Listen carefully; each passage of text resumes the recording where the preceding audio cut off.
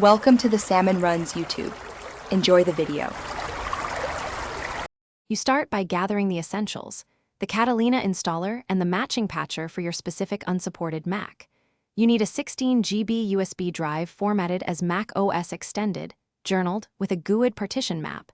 This becomes your boot installer. Once done, create a full backup of your current system and note firmware identifiers. These ensure the patcher applies the right kernel patches. Follow the patcher's instructions to build the installer on USB. Do not skip permission, prompts, or authenticate when requested. Once you boot the Mac from the USB installer, run the patcher application inside the installer environment. You must select your exact Mac model so it applies the right patches. The patcher injects a patched kernel and installs necessary kexts like graphics, audio, and network. This is why you picked the correct patcher. Make sure to enable legacy GPU or SIP workarounds if prompted. Let the patcher finish applying patches and do not reboot until it confirms completion. Step-by-step choices affect boot stability.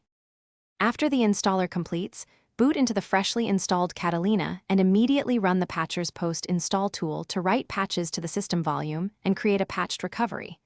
Then verify core components, audio, Wi-Fi, GPU acceleration, and sleep.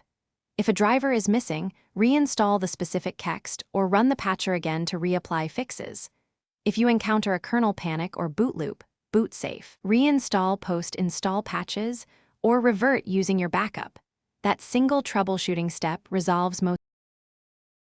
Thanks for watching. Consider subscribing if we helped you.